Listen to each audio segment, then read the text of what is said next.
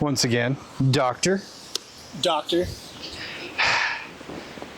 We reconvened outside of the canopy of the trees because they were fucking loud as shit. Yeah, because there'd be times you're talking and all I can hear is so I should be able to cut the background noise out. If not, who cares? Fuck it. You gotta listen to some trees blowing. Hey, it was really comfortable. Yeah. Nice shade, nice breeze. Nice breeze. Almost. Fish was like rolling around in the dirt, just loving life. He was just straight chilling. Yeah. Let's talk about Hans Holzer. Hans Holzer. Holzer. So it's read as Holzer, but I guess it's pronounced Holzer. Holzer? Like with a T? Holzer. Holzer. The Ludowaffen. Hans Holzer. If you don't know who Hans Holzer is, then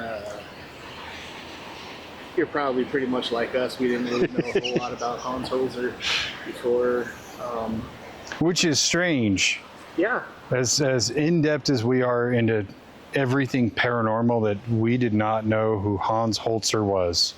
And I think it's kind of a common thing that a lot of people, I mean, there are a lot of people that do know who he is and his whole kind of backstory, but I think that a lot of people that are interested in this whole subject have never heard of him like us. So the first time I heard about him was the first time I went to Phenomicon. David Schrader was there, and he's the host or the main guy in a TV ghost hunting paranormal show called the Holzer Files. So he was giving a talk there and was talking about a lot of interesting things and talking about the show that he has on the Travel Channel or Discovery, whatever it is, History Channel. And I was like, how the fuck do I not know what the Holzer Files are? Like, I've never seen the show before. And so, like, hearing him give a speech, I went back to the Airbnb and, like, watched an episode. And I was like, oh, this show is actually really good. But it was on Amazon Prime, and there was only, like, 1 or 2 episodes I could watch. And kind of forgot about it until last year when we went, and he was there again, and I was like, fuck, I forgot about that show.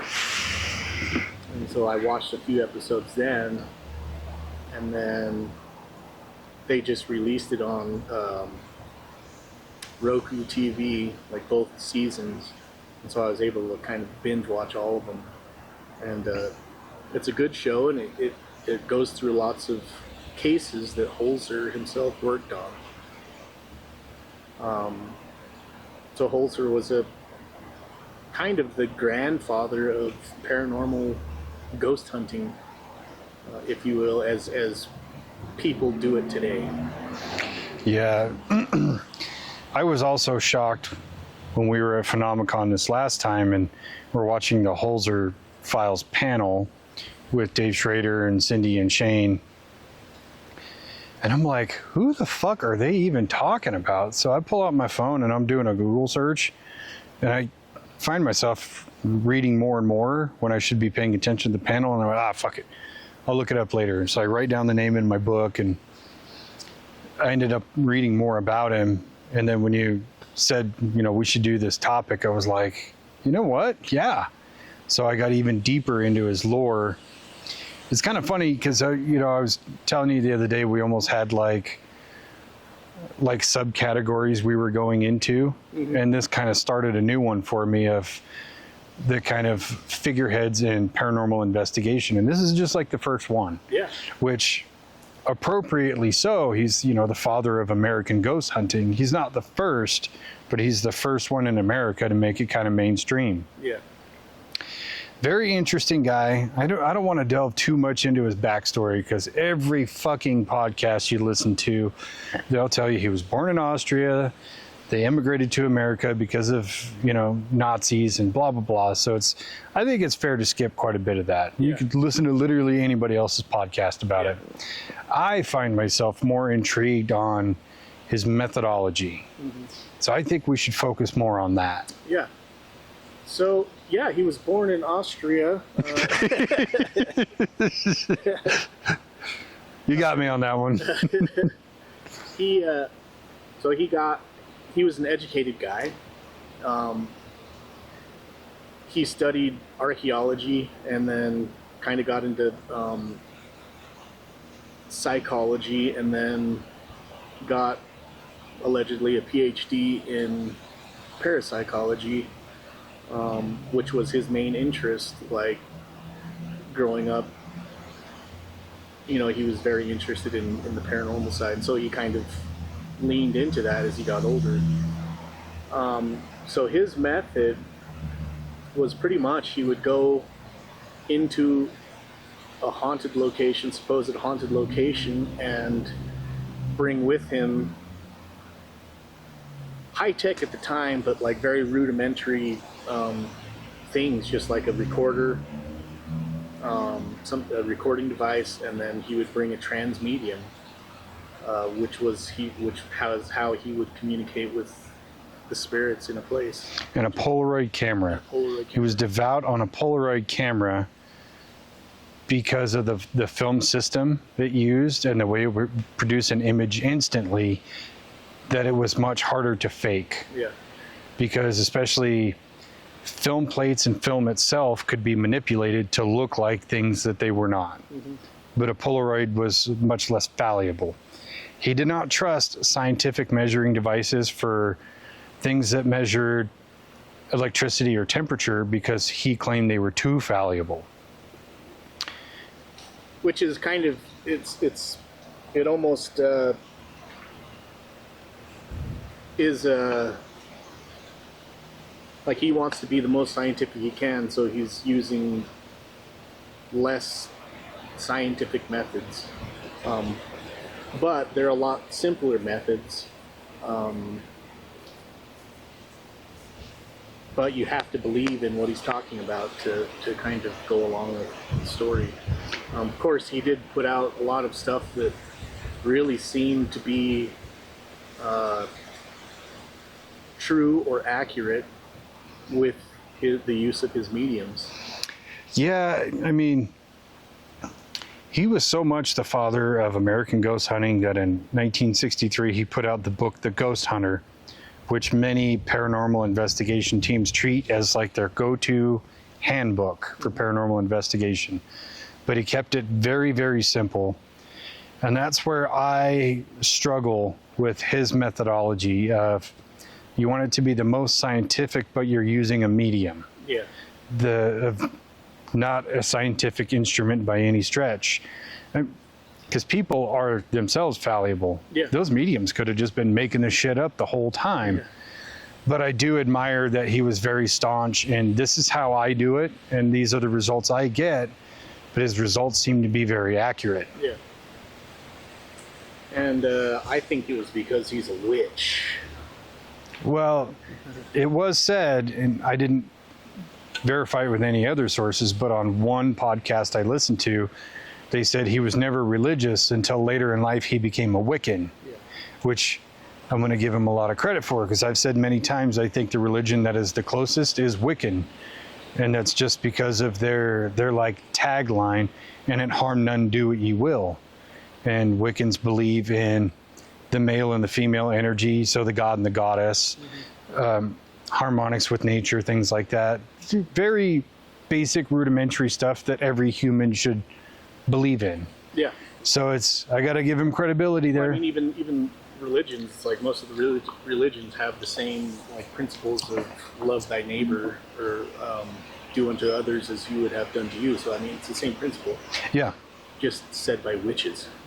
Well, and Wiccan is way cooler than Catholic. Yeah. Just the word itself is like Wiccan. Wiccan, dude. Bro, that's so Wiccan. Speaking of Wiccan, I'm wearing my like Wiccan ghost hunter shirt. I don't know if you can see that. Yeah, super cool. Yeah, I mean, I thought that was pretty interesting that he himself was a practicing Wiccan, supposedly by what people have said. So he was Jewish when his family was Jewish. That's why they left Austria during World War II. Later on, became Wiccan. But I think it was because of the beliefs of like the enduring human spirit in everything. Like, and that's what he believed, was that all ghosts are human spirits. There's no such thing as evil spirits or angels or any of that stuff. He devoutly was against demons. Right. So he believed that it was all these ghost hauntings were because of human spirits that were kind of trapped in this existence because they either didn't know where they were supposed to go, or they had some lingering emotional attachment to something that happened and they couldn't get past that when they died. And so him and his medium would go in places, and a lot of times he would try to help these spirits out and help move these spirits along to the next phase of what was to come. And he also had a very interesting belief in that as well. Did you get into that at all? Yeah. I didn't delve super deep into it, but I really love the premise that he would go in not just to investigate or prove existence of ghosts. He went in with intention. He was the first like ghost hunter to use the term intention, but his intention was always to help. Yeah.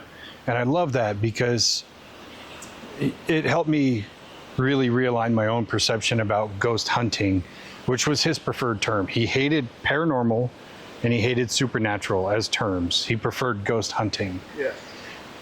Which is, I'm still kind of on the fence about, because I prefer paranormal investigation. We don't really know what it is until you investigate it. Yeah, I do too, but I kind of think that the reason why he didn't like the term paranormal is because he believed it should be normal. Yeah. Which I believe that too, because it's few and far between people that haven't ever had an experience that they would term paranormal. So if something is happening that 95% of the population on the world is experiencing, how is that not normal? Exactly. Just like I have to take a piss today, everybody's going to have to take a piss. That's normal. Yeah. Same with the term supernatural. Instead of it being supernatural, it's just natural. Yeah. Because if the vast majority of us are having that experience, it's natural. Yeah. And it is part of nature. It's part of the process of dying and moving beyond, which we know very little about, but we all are going to die. Yeah. Our spirit is going to move on in some shape or form. Unless you're one of those like staunch atheists that believes it's just lights out, which I feel sorry for you. Open your pineal gland, bro. Yeah. You gotta open up your pineal gland and let that sauce flow.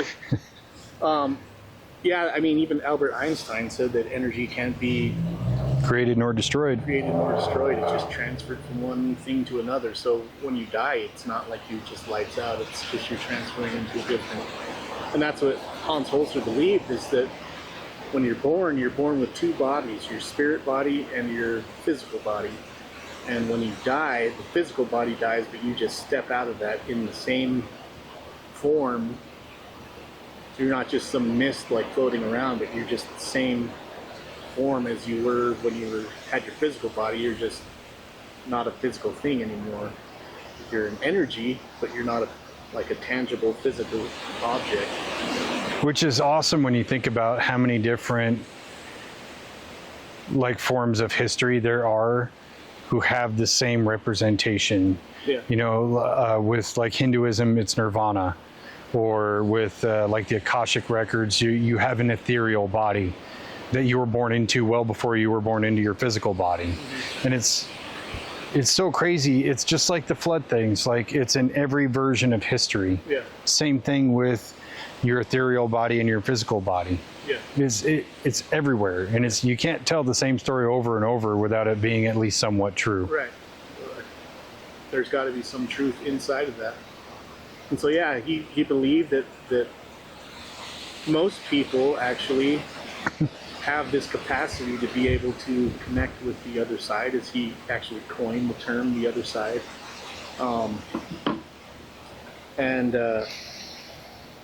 So he thought that most people were able to in some capacity tap into this other realm and either see things or hear things or experience things that were not in this physical realm. But other people, such as mediums and practicing mediums, were able to pretty much kind of just poke their head out of their physical body into that ether and kind of pick up a lot of the other stuff that's going on at all times. He says that in that realm there is no time as we know it, and so they're able to poke their head out and see what all the things that are happening at all times in this area that they're at, whatever. So I mean, that's pretty interesting in itself. So they're able to connect with people who have, all the people who have ever kind of been attached to that place or might be still attached to that place. Which is a science in and of itself, quantum superposition. Yeah. Which ties back into trying to be the most scientific you can be, you know, and I love that. It's so fucking cool. Yeah. But that, I mean, even that wasn't really even a theory back then when he was first starting this. So, I mean, looking at it from that sense, he's talking about a science, but being considered the pseudoscientist in studying the paranormal, parapsychology aspect of the human existence, I guess. See, that's where I have a problem with the term pseudoscience, is because pseudoscience is just not mainstream science, is really all it means. Yeah. But really, that's because it's science that hasn't been proven yet. Right. And to be proven, it has to have repeatability. But how often do you get repeatability with paranormal events like ghosts? You just don't. So that makes it hard to prove it. The other problem I have is that pseudoscience's case is not helped by a lot of people who do paranormal investigations now, and they rely on just what they've seen somebody else do. Yeah. There's no methodology. You're not using the actual scientific method to gain evidence or a result. They're just doing it because, oh, I saw this guy on YouTube. He used an EMF detector and got a weird reading. Has to be a ghost. There's nothing behind it that actually has real comprehensible data. Yeah. It also you have to kind of take into the consideration that science in itself is just the pursuit of truth. So science is always changing and should always be changing because you're learning and discovering new things every day. You should be. But like, if you look at the science that was being performed in the 1700s, and if we just stopped, okay, we understand it now, we don't have to look at it anymore. Yeah. How stupid would we be still? I mean, we're still pretty stupid, but like less so than in the 1700s, I think, in some capacities. I agree, and it's like Travis Taylor had talked about at Phenomicon, that science has become very bottlenecked, that if it's not quantifiable, if you can't measure it, it doesn't exist, it's not real. And that we're taking out all the other aspects that don't fit the narrative of science, you know, mysticism or religion or whatever it is that you need to inject into it. We're taking these things out because we can't measure them accordingly. And his take on science is the same take I've always had on science. Science needs to be fucking rock and roll. I mean, history is history. Yes, it changes a little bit, but science should be ever changing. Yeah. Science should be punk rock to challenge everything. Yeah. Like he said, science does not include the word fringe. It just doesn't. Science never says you can't investigate this topic. Science never says this can't be real because you can't measure it. Yeah. And I fucking love that. Yeah. Yeah, and so Hans Holzer comes along and using a transmedium wasn't a new thing. It was kind of almost a revamp of what was happening in the turn of the century with the seances and mediums that they were. He was super popular in England at the time. Yeah, and you know, it was kind of a parlor game type thing that people would do here in the United States. Harry Houdini and a lot of the people in New York and California were doing it at the turn of the century. they would have a party and have a seance and contact the dead. A lot of these people, as in anything that starts becoming popular, you get people who see it as a way to make money. Fucking charlatans. Shysters that, you know, are just trying to take advantage of people who want to maybe talk to their husband that died of cholera or whatever it is. But so he was, you know, he had a few different trance mediums. Trance medium means this person goes to a trance and then they kind of speak for the spirit that is supposedly there. And he had a few different trance mediums that he would kind of go around with and use to conduct his seance or his investigations. If you ever watched the show, the Holzer Files, they kind of they have the same premise. They're kind of going off of his formula. Of course, they've updated it to use tools that we have now. I don't know how much that is for the viewers or for just to try to take measurements of what's going on, because I do believe that if spirits are an energy, that energy might be able to be recorded by, you know, EMF detectors. 100%. You know, different devices that you have, recording devices, cameras possibly. So I do believe that, you know, they have a place, and they could potentially validate if something is out of the ordinary in a place when you're having, if you see a ghost and all of a sudden the temperature drops by 10 degrees, why? You know, there's got to be a correlation. Yeah, and that's the one thing I kind of vehemently disagree with him on, is his lack of using measurement devices, tech, gadgetry, whatever you want to call it. Granted, he was one person, and then with the medium is two people, and he's already doing, you know, the history aspect of it and doing the recording and asking questions and things like that. So I get it's difficult to try to wear all the hats at the same time. Yeah. But I disagree, because like you said, there has to be some kind of correlation between the metaphysical and the physical. Mm-hmm. And you need tools to measure that. I mean, if you didn't, it's because we could see it. If we could see it, we wouldn't need to try to prove it anymore. That's, I kind of had the same frustration when I first started listening to a lot of the stuff about him. And then it seems like to me, and he said this, there was a few recordings of him, because he died in like 2009. Mm-hmm. So he was fairly recent. I mean, 10 years, 15 years ago he passed away, but he lived a long life and was able to see a transformation of all these things. And he said in a few of them that he was never trying to prove anything. So he wasn't trying to prove the existence of these spirits. He was merely just trying to capture and help these spirits. He didn't really care about, he believed it wholeheartedly, so he wasn't trying to prove anything to anybody. So he didn't care if people believed him or not. Yeah. Really. And so he was just putting the stuff out there so people could look at it. And so all that he needed to do, what he was trying to do was this medium, and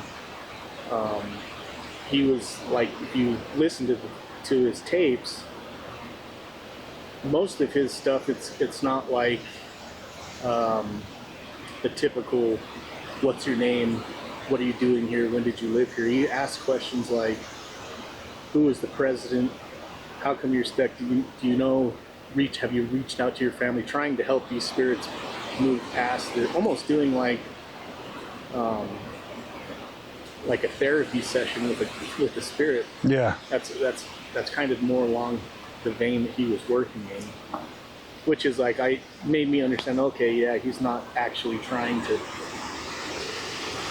prove that ghosts are there. He knows that they're there. He's trying to figure out what the next step is already. And I love that aspect, that it wasn't just the basic who are you, how did you die thing, because for one, you're taking out the front load of it, because he was the historian. He would conduct these interviews and things like that. He already knew those answers. But if he went in cold and asked those questions, you know, it might not be what you think it is. Or, you know, if the medium was front loaded with information, which he never did, just take them in cold and have them do their thing, it's easier to fake. Yeah. If you're getting confirmation bias from the spirit as what you got from the history of it. Yeah. So that is the aspect of it I respect the most, is the medium comes in with no information. Right. Knows nothing, none of the history, none of the events that have taken place. Just come in and do your reading. Yeah. And they replicate that on the Holzer files with Cindy Kaza. And it is really cool. I mean, even could they be faking it? Possibly. I don't believe they are. But when Dave Schrader does like the interviews with people, or does like the history aspect with Alexandra and the other guy, I don't know his name, but they talk about all these things and talk about the history and name names. And then Cindy comes in and does these readings. She's like, I'm picking up a Jeff. Does that sound familiar? A Jeff? And he's like, holy shit, but doesn't tell her right away what it is. Yeah. They follow up with it later, and then they're like, There's even some things where she'll pick up a name, and then they're like, yeah, there's no name in the Holzer file. What it is they're on the show. So Hans Holzer had hundreds of cases that he worked on, and so what they're doing is basically going back to some of his most notorious cases and revisiting that file and seeing if it's still active, and seeing if they can kind of get some more information on what it is that's taking place there. So sometimes they'll have the file and they're looking at the file, and she'll say a name that doesn't have anything to do with the file. So they're like, oh, that's something different. And then they'll go and talk to a historian, and then the historian will bring up a name, and it'll usually match a name that she's brought up without having, it's not in the file, it's just brought up there on the spot, and they're all kind of mystified by it, which is kind of cool if it's real. and it seems pretty genuine to me. Yeah. I mean, especially after hearing Cindy Kaza talk, like, to me, she's the real deal. Yeah. If she's lying, she's really good at it. Yeah. But I don't think she is. I think she's genuinely a medium, which is great. I also do love on the show when they have Shane go in and do baseline readings with the tech. Yeah. To kind of understand, like, how, you know, how the EMF is, how the static field is, all this other stuff, before they bring the medium in, that's going to excite the place. Yeah. And then you're getting readings during the event. So you have a juxtaposition of this is before and then this is during. Right. And you always see some kind of spikes and things like that during the happening, as opposed to before when they did the baseline and there was nothing. Yeah. Super cool. Super cool. So yeah, I mean, they're basically just kind of taking Hans Holzer's files and then taking it a step further to see if they can kind of either corroborate or solve this mystery that's been happening, whatever. I don't know if you can solve it or not, but How many of the actual Holzer files recordings have you listened to? there was a few on one of the YouTube show things that I watch, but mostly just from the show. Yeah, it's mostly you get the clips from the show. I was able to find 2 of them that I listened to mostly in depth. One of them's like fucking 3 hours long. Yeah.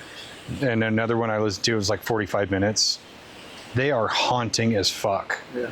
When the Miss Meyer, I think her name is Edith Meyer, Ethel Meyer, when she starts going into her trance and talking, and the way I understand that to work is that the spirit is talking through her, so it's her voice, but their inflection.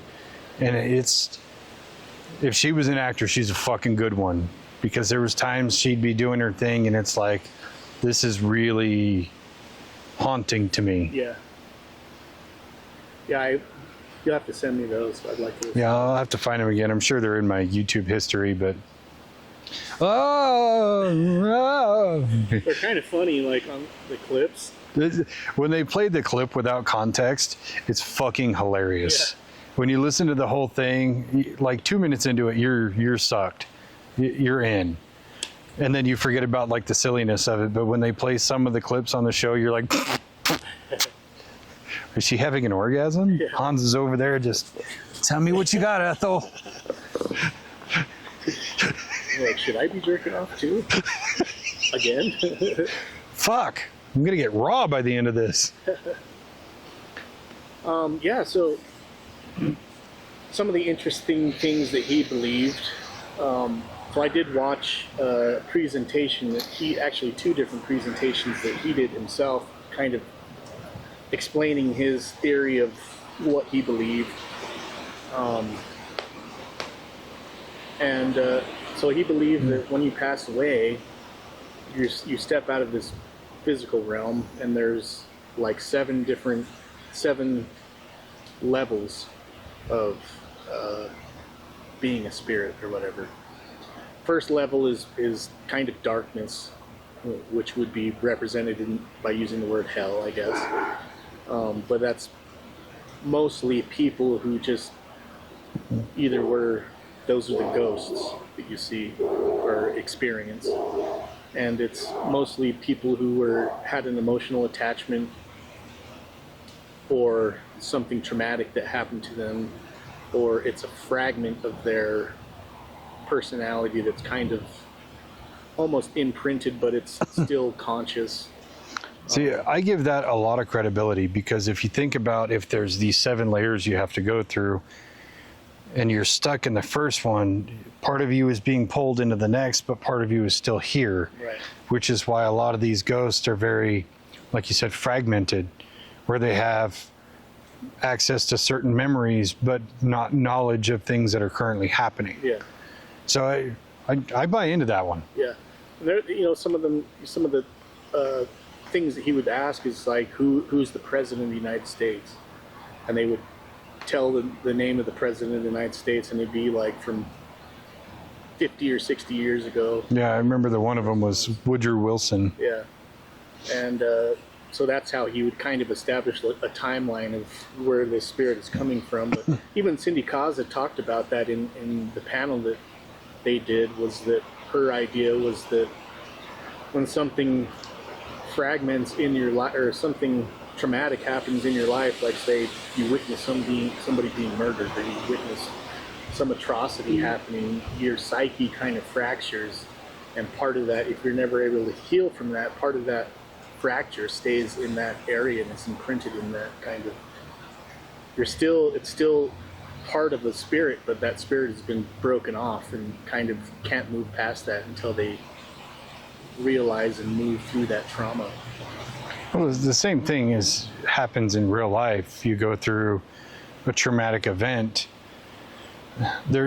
it almost becomes a split in your timeline, where the you before that event no longer exists. Now there's only the you post that event. Yeah. I mean, that's what I think anyway. So if you did encounter a splinter that happened at this point, they wouldn't remember anything that happened beyond that, like Yeah. in that person's life or whatever. So I mean, that kind of makes sense to me. It's like, oh yeah, that's Well, I mean, interesting. you see some of these paranormal encounters with spirits or ghosts, whatever you want to call them, they can only go back to that moment of that trauma, like, oh, he chased me with an axe, or he had a gun, or whatever. You never hear a ghost talk about, one time when I was 5, we had a great day at the lake, or I had the best apple pie, or whatever. My grandma would read me stories. They don't talk about that. They talk about the moment of trauma. Yeah. And that's where they're stuck, and they're reliving that moment over and over. And in my mind, there's just not enough time to outlive that trauma. Yeah. And that's why they're stuck there repeating it. Yeah. So yeah, so that's the first level is where you get ghosts, and they're kind of these spirits that are stuck in the darkness. And so a lot of times they'll stay in a place that's familiar with them because they don't know how to move past this darkness realm where they're stuck in.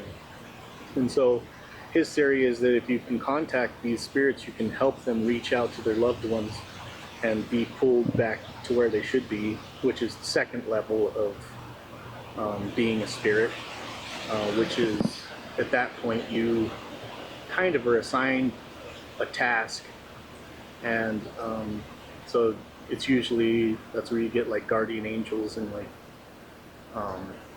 helpful spirits, as people call them. Like, people describe them as angels, guardian angels, or whatever. And then once you move past that, you go to the third stage, which is groups of spirit beings, light beings, that are working on the betterment of the human existence.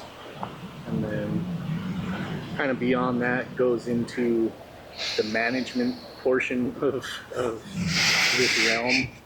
And then, but at any point, supposedly you can kind of decide if you want to go back and be reincarnated and live another life. But in order to do that, you have to go through the pool of forgetfulness. And so that kind of mostly erases the memory of your past life or whatever. I mean, interesting, very interesting theory. Very cool. There's a lot there that I believe in. There's some that I'm kind of like, could it be? I don't know. I don't like the idea of you die and you still have to go to work. Yeah. Man, dude. Fuck. Kind of like that movie Ripped. Oh, RIPD. Yeah. Yeah, you die and you become a ghost cop. Yeah. Which I'm good. As for the whole reincarnation thing, would you come back?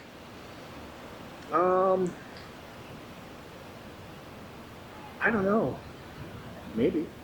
Probably. If I was able to see what was going on, like if I died in like crossing the plains as a pioneer or something, like in some shitty timeline, yeah, I'd probably come back and experience it a better time. But I don't know. You like died as a Civil War soldier, but you're born again in the 90s, you know? Yeah. Like, oh, this is actually kind of tight. Yeah. I don't think I would. Yeah, it depends on. If I got there and was like, whoa, I'm really fucking stupid, I should go back there and learn some more shit, then yeah, possibly. I think it really depends on if when I die, do all my questions get answered. Yeah. Like, if all my questions get answered, I don't need to fucking go back. But if I die and there's like God or whatever, and he's like, you can have the answers, but you have to go back into this specific lifetime. Oh, okay. I'll go be an autistic kid. That was a reference to the autistic or the telepathy tapes. It's not a stab. No, that was like I want the power. I want the power. I want the answers. So I think we got to talk about one very culturally significant thing that Hans Holzer is responsible for indirectly. Do you know what I'm about to say? Start with an A? No. Oh. But we do have to talk about that. Okay. So Dan Aykroyd was a big fan of Hans Holzer. Yeah. In fact, he was the inspiration for Ghostbusters. Ghostbusters. The movie. The movie, 1984, beautiful movie. I actually, the best ghost hunting movie of all time. by far and away. Beautiful movie. I actually watched the new Conjuring movie, The Last Rites, and they make a reference to Ghostbusters in the movie. Really? Which is probably the best part of the movie. When did that movie come out? Just last week. Oh. But yeah, like Ed and Lorraine Warren go to this house and they're like, you guys are the ghost hunters, right? And they're like, yeah. They're like, oh, like Ghostbusters, the movie. No, not like that. Who are you going to call? And they're just like giving Ed and Lorraine shit. Like that, but a little more rapey. But a little bit more rapey. Yeah, that's Ed and Lorraine Warren. We're going to get an episode for sure. Yeah. But yeah, so he was the inspiration for that in a bunch of different ways. Because for one, in the beginning of the movie, the guys from Ghostbusters they're professors at Columbia University, where Holzer got his doctorate. Yeah. Holzer, Holzer, and then the main villain is Gozer. And even in the 2016 remake, I put this one together myself. It's not on any other podcast. In 2016, the female reboot, one of the characters' name is Holtzman, Holtzman. So, a very important figurehead. Yeah. They're just dancing around that. Yeah. Copyright issues, probably. For sure. Or, they just didn't want to pay the Holzer family any money, I guess. But yeah, very interesting, culturally significant movie all the way around. I don't know anybody who's seen Ghostbusters who doesn't love that movie. Yeah, I don't think I want to know those people. They're not my friends, that's for sure. Yeah, I mean, another very significant thing that most people would know about or know of is the Amityville case. It's one of his cases that he worked on, and he wrote a book about it, which was the premise of the second Amityville movie. Which there's some controversy about. Yeah. Where he was very devout that they were in contact with, and I'm not even going to try to say the name of the tribe because I'm going to get him mixed up, but he was very specific that they were in contact with this specific chief of this specific tribe because the house was built on Indian burial ground. But the historians say that tribe was never even in the area. Yeah. Now, I'm going to just give credence because there's a lot about the spiritual realm we don't know about. We don't know about the movement of these tribes, really. A lot of it's, we're just stabbing in the dark and calling it history. Let's be real. Yeah. A lot of the spiritual aspects, we don't know how spirits move. We don't know if they relocate. We don't know any of that. And that's where I'm going to go ahead and give him credit and say he was probably legit. Now, there's a lot of controversy around Amityville as it is, where I believe it was George Lutz, I think his wife's name was Nancy, where they had some weird things happening, and then they got a hold of Ed and Lorraine Warren, and they just concocted this story over a few bottles of wine. That one I'll say is probably true, that they just concocted the story. Yeah. So Amityville has a lot of controversy in and of itself, but the fact that he was there first, I'm going to give him more credibility. Yeah. Yeah, I think that there's a huge difference in what he was doing and what Ed and Lorraine Warren were doing. They were they were all kind of doing the same thing, where they were making a living off of the paranormal stuff, which, I mean, Holzer was kind of more writing books. I mean, he wrote like 140 different books about mostly supernatural stuff, ghosts and UFOs. He even wrote books about veganism. He was a vegan. Yeah, he had a couple about like consciousness and vibration and things like that. He was a pretty well-versed guy. Yeah, he would be on the Dave-inci Code, I'm sure. Oh, he would get an honorary doctorate. Yeah. It'd be his third one. Honestly, he'd probably just be like, you guys that are fucking stupid. However an Austrian accent goes, I don't know. So, you guys are fucking stupid. That's a real Austrian. That's a real Austrian. Super Austrian. The Austrian oak. Yeah. So yeah, I mean, Ed and Lorraine, going through their history, and of course, we're going to talk about them in another episode, but like, they were making a bunch of shit up, and most of the accounts of interactions with them is they would show up for a few hours and then all of a sudden have this huge tale to tell about it and sell books and movie deals and shit about it. That's in the movie, it's like their retirement, their last case. And then they're like, we're going to finally sit down and write this book. You motherfuckers have been writing books since the 70s. Yeah. And this movie takes place in the mid 80s. Like, who are you trying to fool? I have Google. Yeah, I mean, he's a very, very interesting guy. You can definitely look up, like I said, he wrote over 140 different books about different cases, different genres of paranormal activity. He even wrote screenplays and plays. Mm-hmm. That was his early interest, was to be a playwright. Yeah.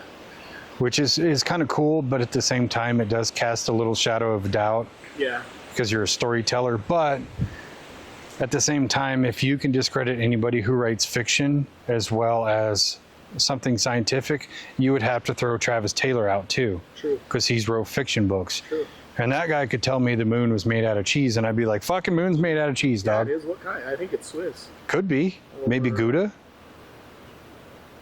It has Gouda. It has a brie color though. Yeah. The outside of brie does look like the face of the moon. It does. Did we just solve that? No, I don't think we did.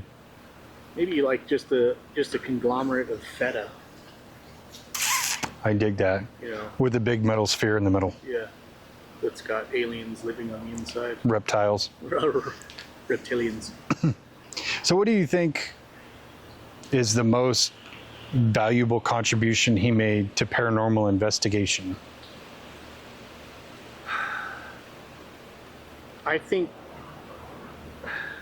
putting it in the public eye the way that he did, because even though like we didn't ever hear about him until pretty recently, a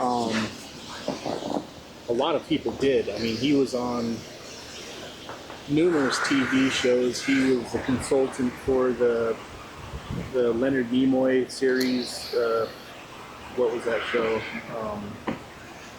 I heard the fucking name of it 80 times yesterday, and I can't recall it. Yeah, he was on Unsolved Mysteries. He was on Coast to Coast. Coast to Coast. He was out there, you know, and I think that was the inspiration that a lot of people took from and I grew up watching all these shows, and for me, definitely In Search of, yeah. And so it was definitely his impact on the collective consciousness to be open to the realm of the possibility of the paranormal or the supernatural, but we're not supposed to say those words. no. That's the only vernacular that we have. He didn't like those words. I like those words. Yeah. Sorry, bro. So yeah, I think that just him being kind of somebody to stand up and really talk about these things in a public setting, because before it seemed like if you came out and said these things, you were looked at as crazy. Just like the UFO stuff is becoming more of a mainstream thing to be able to talk about now in a scientific setting. Yeah. It's becoming more normalized. I think that he's on the forefront of that, putting it in the public domain. I 100% agree. That's number one. I will add to that, putting it in the public eye in a meaningful way, not taking the Ed and Lorraine approach of concocting stories to sell books and. You mean Zach Bagans' way? Yeah, Zach Bagans' way, same thing. I think the second most important thing, because I agree that's number one, but the second most important thing is setting good intentions on why you're doing it and how you're doing it. Not going in to agitate, stir up, or just get a scare factor. He's there because he genuinely wants to help these people. And that alone has kind of changed my own perception of paranormal investigation, because I think for so long I was interested in it for the scare factor, because I wanted to go and have an experience. Over time, that kind of shifted for me into, I don't necessarily believe X, Y, or Z, but I have to disprove it or prove it. Yeah. And that's not like a negative connotation. That's just my own method of thinking of why I'm doing this. Yes. But now that I understand more about him, or even Cindy or other mediums like the Kindred Spirits team, where they go in with these positive intentions and they have these positive experiences. Yeah. They may still be frightful, but that doesn't mean they're negative or malevolent in some way. Yeah. Yeah, and they talked about that a little bit, about it's like the spirit is in a place, and if you have somebody, say, comes into your house and is super negative and just talking fucking mad shit about everything you have, and almost like calling you out, you're going to be pissed off. So you might have a negative experience, or they might just be like, yeah, fuck this guy, I'm not going to interact with him. Now, does that? I guess you don't want to fucking talk to me. Does that mean that we're going to fucking stop saying that Scott is gay on fucking ghost hunts? Probably not. No. No. I would think, like, if one of us stopped calling Scott gay, like we had cancer or something, Yeah. I'd be worried. Yeah. What about a negative? What do you think is his biggest negative?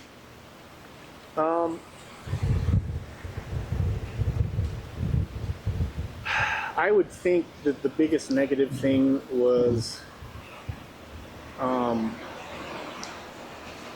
like I say, in a lot of the things that we talk about, being super sure of one thing or another, having a definitive answer for something, which is, you're always going to find, no matter what you say, you're going to have people that write you off because they don't believe what you believe. So proposing it in a way of, is it possible, like the way the ancient aliens guys always do. Is it possible? Is it possible with these ancient astronauts? It's a lot more receiving, a way to propose something. It's a lot easier to digest something that's being proposed as something that's being driven as a fact. Yeah.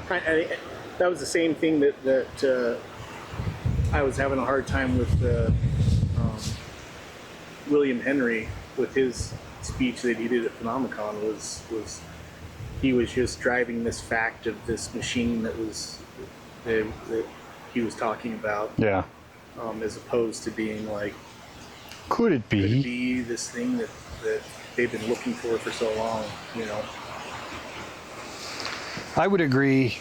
Honestly, that was pretty much my answer too, was his rigidity and everything, because there's very few interviews you can actually find with him on YouTube, and I tried to consume as much as I could, but he's extremely sure that his method is the only method. Yeah. And I don't agree with that, because I don't agree that any one method is the end-all be-all for everything and everyone. Mm-hmm. It doesn't work for everybody. And the same goes with not using scientific instruments. Yes, they're fallible, but that's where you have to, again, use the scientific method and create controls. He was very devout in that Ouija boards were very dangerous, which I don't agree with. But yeah, just the only negative connotation I really have for him is just his rigidity. He almost comes off arrogant, that my way is the way to do it, and this is how to help, and this is what you have to do, and it's not up for debate or challenge. Yeah. And so I have to disagree with that particular methodology of it. Yeah. Yeah, like we talked about earlier, if it is a science and wants to be looked at as a science, the science has to be ever-changing, and you can get different information by using different methodologies. So, I mean, I in my mind, I think that the more stuff that you can use to try to test these things, the more evidence or proof to your own self that something is actually happening. I agree, and every scientific claim has to stand up to scrutiny. Yeah. Travis Taylor said, great claims do not require great evidence, challenging that classic fact. You're absolutely right. So if you have a paranormal event and you captured a weird spike on an EMF, that's not great evidence, but it is evidence. Yeah. And you have to be able to stand up to the scrutiny of somebody going, how close to an outlet were you?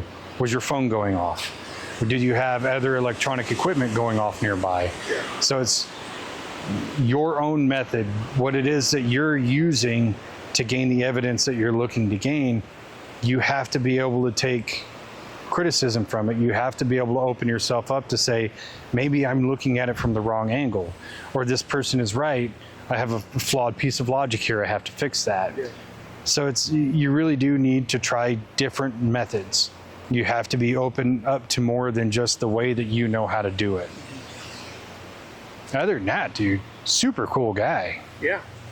Super interesting. I'm probably going to go buy some of his books just so I can get kind of a deeper knowledge of what he was into. A lot of his books are kind of short story, not short story, but they're not novels. So a lot of them are like 100 pages, 150 pages, paperback, quick reads, but Not the Ghost Hunter. the Ghost Hunter is like 800 pages. Yeah, it's like 787 or something like that. Yeah. That's gonna be. I have like 5 books in my Amazon cart right now, and I'm just waiting. I'm holding off to pull the trigger until I finish the book I'm currently reading. Yeah. But I've got the Ghost Hunter, the Paranormal Almanac, Chariot of the Gods, another book by Sitchin, and then another one by Von Daniken. Like, I'm going to be spending a lot of time this winter reading. It's a good thing to do on a cold winter night. Yeah, and I'm also going to have to get that book, the one that Zach Bagans just references in his book. Remember I was telling you? Yeah. Listening to the Zach Bagans Ghost Hunting for Dummies or whatever the fuck it's called. All it does is reference another book about ghost hunting. So that's context right there. Maybe that's what we could do, just get some of his books and just write a book referencing all of his books. Work for Bagans? No, I can't do that. I'm a doctor. I'm a doctor. Can't fucking, what is that called? Plagiarize? Plagiarize somebody else's work. Yeah, that's lazy. I mean, yeah, we cite a lot of people's other podcasts on this podcast, but that's different. I just think that's peer review. Yeah. I mean, that's the way I see that system working. Where, we joked earlier on how every podcast starts by going through his history, where he's born, what his education is, blah, blah, blah. You can just skip that whole first 15 minutes because it has nothing to do Most of the time, it's the first half. Yeah. But that is important for context within the realm of what we're doing.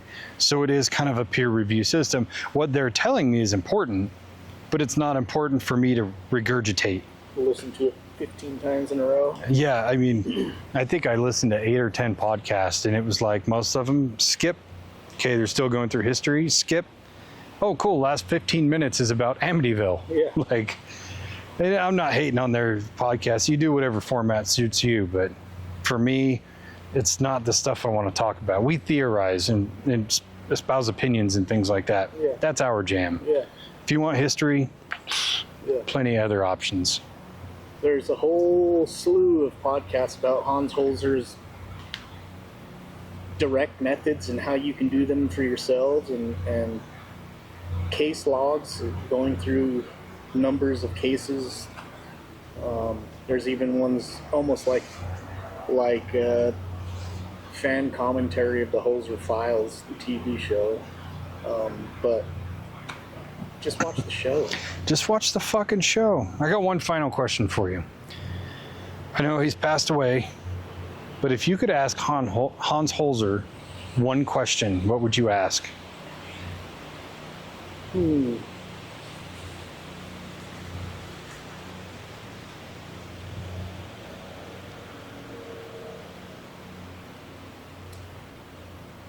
I would probably ask him what was his most intriguing case that he worked on, because there was some that were the most famous, Yeah. like the Amityville, I just had it in my head. There's a house, the Whaley house. Yeah. there's 4 or 5 of them that are pretty well known that a lot of people talk about, but I would like to get his opinion on which one was his most intriguing case. I think because of my science and statistic based approach, I would ask him how many of the cases that you've investigated were 100% bullshit. Just because I think his case number was somewhere like 120 or something. I heard that number. I don't know how true it is, but I'm curious for a percentage of how many of those he went to and investigated and was like, these guys are full of shit. Yeah. Well, I know that he talked about how a lot of times people just misunderstood what was going on at their house and it wasn't really haunted. And there's actually an episode of the Leonard Nimoy show, what was it called? In Search of? In Search of, where they went with him to go do an investigation. And they go to this house and they do the walkthrough, and they're there for like an hour or something. Of course, it's shortened on the show, on videotape, but he just says, yeah, there's nothing here. Mm-hmm. And so they leave and go to a different location. Yeah. So I'm sure that happens. I would think it probably happens all the time. I would think so. So yeah, I think we solved it. Yeah. Hans Holzer, the legit OG ghost hunter. Yeah, I don't know why. I mean, I can see why they're not making a bunch of movies off of cases that he did, and the ones that they are kind of off the script of what he believed. But well, I mean, demons sell, I guess. Demons, scary sells. Yeah. And that is kind of a travesty to me that he's not propelled to a higher status within the paranormal field, but the charlatans are. But that's the same with every field. I mean, nobody talks about like managers at work like they're the good guys, yeah, but you still talk about them. Yeah. You know, that's just the way these things work. Like, think about actors. The best actors are not the most popular ones. True. It's the ones that can sell movies because they're an actor in their own life. Yeah. You know, Daniel Day-Lewis is not worth the same amount of money that Dwayne "The Rock" Johnson is. That's just the reality of it. Yeah. But are you saying Dwayne "The Rock" Johnson isn't a great actor? That's exactly what I'm saying. Seems like a cool dude.